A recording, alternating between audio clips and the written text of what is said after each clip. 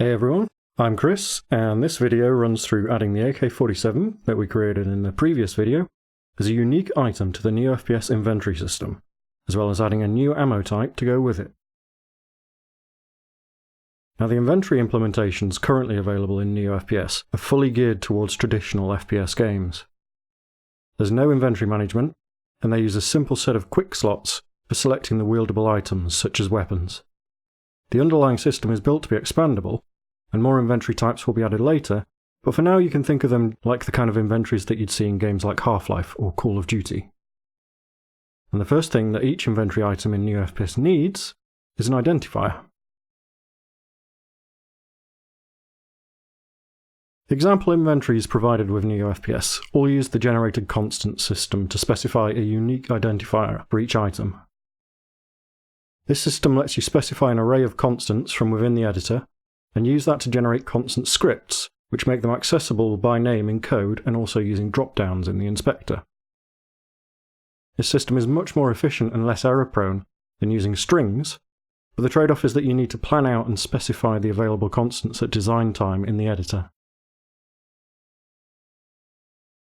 To edit the inventory constants, you can find the settings in NeoFPS, Constants. The NeoFPS Constants asset here contains all the generated constants used in the samples. For example, here we have the input buttons, the input axes, and the surfaces. Right at the top we have the FPS inventory key. This defines all of the inventory keys that the sample assets currently use, plus a few reserved ones for future updates. If you want to add your own, it's best to append to the end of the list, or else your entries might conflict with future updates. So I've added 2 new entries, which copies the last value in the list, and notice that we now have errors due to the duplicate keys. Until we rename these, we can't generate the edited constants. So, firearm AK-47 for the guns, and ammo 762 by 39 for the new ammo. And that should make the constant settings valid, and we can hit generate. This just takes a second, and then we'll see it spits out a bunch of logs to the console. The first 2 are the constant script and the drawer script. All the entries below that are scriptable objects assets and prefab objects with components that reference the constant. Here, for example, is the AK-47 prefab that we set up last video. It found item key on the FPS inventory wieldable component on the AK-47 object. So clicking the log entry will highlight the object in the project view. You can then select it and find the relevant field that matches. Here we go. Let's set this to our new key, firearm AK-47. And that's all you need to do to make the new gun work alongside the existing samples. The only other thing to think about here is the quick slot. The standard inventory is modelled after classic FPS games, so it has 10 slots available to match the number keys. If you want to use more than 10 weapons, then you'll need to use one of the alternative implementations. So, let's quickly go through the other NeoFPS inventory samples.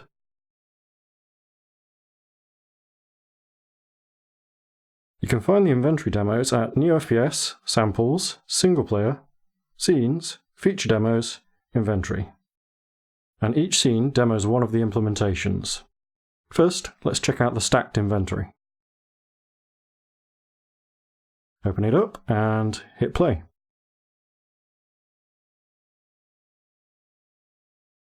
And now, if I press the number keys, you can see it cycles through the weapons in a stack. This inventory can have up to 10 stacks of 10 items, so 100 total weapons. They will usually group the stacks with a theme like pistols or thrown weapons. So if we check out the character prefab in the inspector and find the inventory here,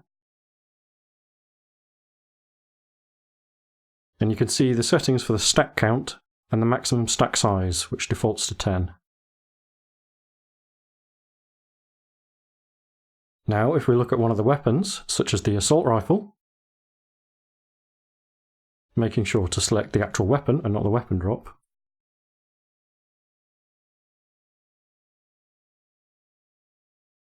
Then on here, you'll find the FPS inventory wieldable component. This is the same as for the standard inventory, but the quick slot has to take into account the stack size. With a maximum stack size of 10, slots 0 to 9 are the first stack, 10 to 19 are in the second, and so on. It's a bit more fiddly than standard, but this setup does expand your inventory size considerably.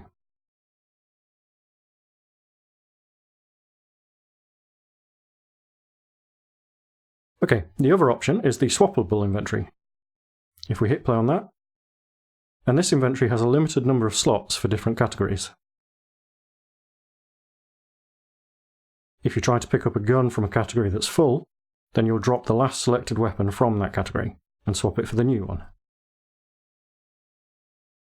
This means there's no limit to the number of weapons that you can add to the game. The samples are set up with categories for firearms, melee, and thrown, but the categories are actually a generated constant, just like the inventory key.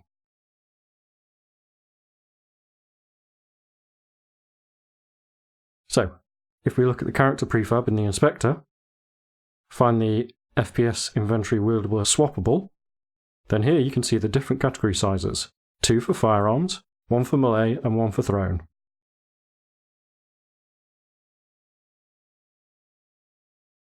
If you want to add more categories, then we go to NeoFPS, Constants, and open the Settings asset. And right down at the bottom is the FPS swappable category, firearm, melee, and thrown. If you generate new constants, then on the FPS inventory swappable, the category list here will update. So let's look at a weapon. The assault rifle here. It has an FPS inventory wieldable swappable component, and here the category is set to firearm. Simple as that. So those are the alternative inventory types. We'll just stick with the standard one for this setup, but you can use whatever works best for your game. Now, to add some ammo. So that's the AK set up to work with the inventory system. Let's take a look at getting some of its ammo set up as well.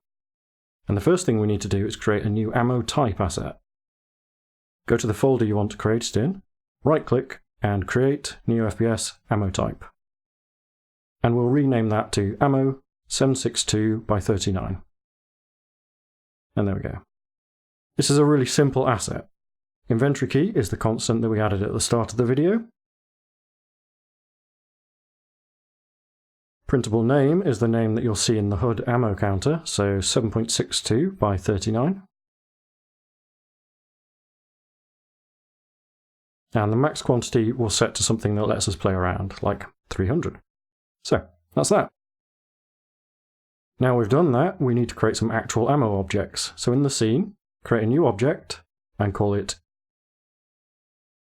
inventory ammo 762 by 39 underscore 30. I like to name the objects after the amount of ammo they contain and create a few different prefabs for different pickups. Okay, so reset the position, and now we need to add an FPS inventory ammo behavior. This is another simple one. Quantity is the amount of ammo. Notice that when we set it, it resets to 1. That's because we set the maximum in the ammo type, and we haven't applied that yet. So, drag the type asset we created into the ammo type property, and with this applied, we'll be able to set a maximum. 30 rounds, and it stays as it is. Create a prefab by dragging the object into the project view, and now we'll be able to add this to our character's starting inventory. So, down here, we can add a new entry, drag the prefab in here, and move it up to the other ammo objects. And we'll start with 30 of that ammo in our inventory. Now, we also need to modify the gun to consume the new inventory ammo. So, selecting that, and down here, you can see the custom ammo that we added when we created the gun. Remove that. And up in the modular firearm, we've now got a missing module error. So, let's add a shared pool ammo module. And then down here, the effect has been autofilled with the bullet ammo effect that's on the gun. And the ammo type we need to set to the asset we created earlier. And now that's it. The gun will check in the inventory of the character that's using it for an ammo object of that type, and reload using that object as its pool. So there we have a gun set up as a unique inventory item, and a new ammo type that the gun references. In the next video, we'll sort out creating pickups for the ammo and the gun. Thanks for watching. If you have any questions, then please get in touch via the NeoFPS Discord server. You can also visit the neofps.com website for more information. All the links are in the description below. Have fun, and let me know how it goes.